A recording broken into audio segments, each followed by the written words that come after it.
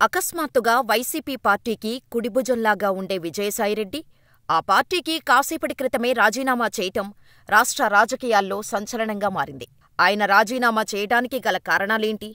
వేరే పార్టీలో చేరతానని కూడా చెప్పలేదు.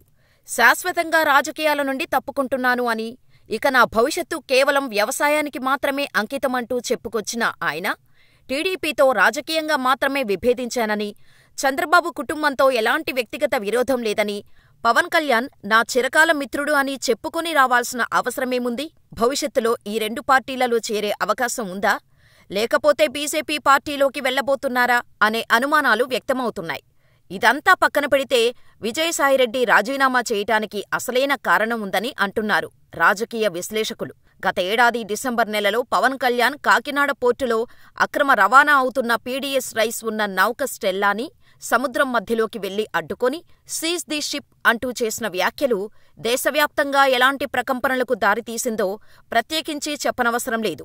ఆయన ఎప్పుడైతే అక్రమ రవాణాను అడ్డుకున్నాడో అప్పటినుండి తీగలాగితే డొంక కదిలినట్టు ఒక్కొక్కరూ చేసిన అక్రమాలన్నీ బయటపడ్డాయి. ఆ అక్రమార్కుల లిస్టులో విజయసాయిరెడ్డి కూడా ఉన్నట్టు తెలుస్తోంది. పూర్తి వివరాల్లోకి వెళ్తే అక్రమ రవాణా కేసులో ఈడీ పలువురు కీలక వ్యక్తులను విచారిస్తూ ఉన్న సంగతి తెలిసిందే.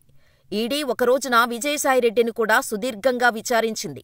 ఉదయం నుండి సాయంత్రం వరకు ఈ విచారణ సాగింది. అనంతరం విజయసాయిరెడ్డి మీడియా ముందుకు వచ్చి చాలా అగ్రెసివ్ అయ్యాడు. పాత కేసులకు సంబంధించిన విచారణ కూడా ఈడీ అధికారులు చేస్తున్నారంటూ ఆయనే స్వయంగా మీడియాకు గత కొద్ది రోజుల క్రితం తెలిపాడు. ఈ క్రమంలో ఆయన ఒత్తిడిని తట్టుకోలేక రాజకీయాల్లో ఒక పార్టీతో ఉండటం వల్ల భవిష్యత్తులో సమస్యలు తలెత్తుతాయి అనే భయంతోనే రాజీనామా చేశాడా అని రాజకీయ విశ్లేషకులు అనుకుంటున్నారు. కాకినాడ పోర్టుని వైసీపీ హయాంలో మొత్తం తమ చేతుల్లోకి స్వాధీనపరుచుకొని అరబిందో సంస్థకు ఎక్కువ వాటాలు కేటాయించిన సంగతి తెలిసిందే. ఇందులో విజయసాయిరెడ్డి పాత్ర కూడా చాలా పెద్దది. ఇప్పుడు కూటమి ప్రభుత్వం తిరిగి కేవీరావుకు ఆ వాటాలు అరబిందో సంస్థ నుండి వచ్చేలా చేసింది. అదేవిధంగా కేసు విచారణలో ఈ విషయంలో కూడా విజయసాయిరెడ్డి అడ్డంగా బుక్కయ్యే అవకాశాలు ఉన్నందున వైసీపీ నుండి తప్పుకున్నట్టు కూడా వార్తలు వినిపిస్తున్నాయి. అయితే 2019 ఎన్నికల తర్వాత వైసీపీ పార్టీ దేశంలోనే అత్యంత బలమైన ప్రాంతీయ పార్టీలలో ఒకటి. మాజీ సీఎం జగన్ దేశంలోనే మోస్ట్ పవర్ఫుల్ నాయకుడు. పార్టీ 3 దశాబ్దాల పాటు అధికారంలో ఉంటుందని అందరూ బలంగా నమ్మారు.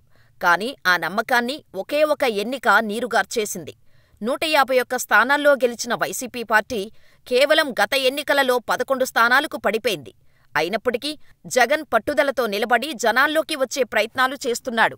కానీ ఆయన మీద నమ్మకం లేక ఆ పార్టీ నాయకులు మొత్తం వెళ్లిపోతున్నారు.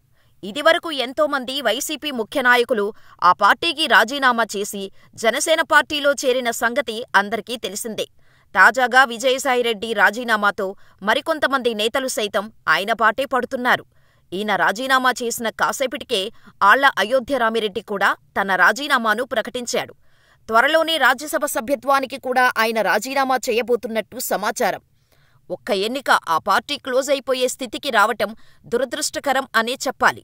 కేవలం వీళ్ళిద్దరు మాత్రమే కాదు, వైసీపీకి సీమలో పట్టుకొమ్మలాగా నిలుస్తూ వచ్చిన పెద్దిరెడ్డి రామచంద్రారెడ్డి, అదేవిధంగా ఆయన కుమారుడు పెద్దిరెడ్డి మిథున్ రెడ్డి వంటి వారు కూడా రాజీనామాలు చేయడానికి సిద్ధంగా ఉన్నారు. అదేవిధంగా ఉత్తరాంధ్ర ప్రాంతంలో బొత్స సత్యనారాయణ లేకపోతే అసలు వైసీపీ పార్టీనే లేదు.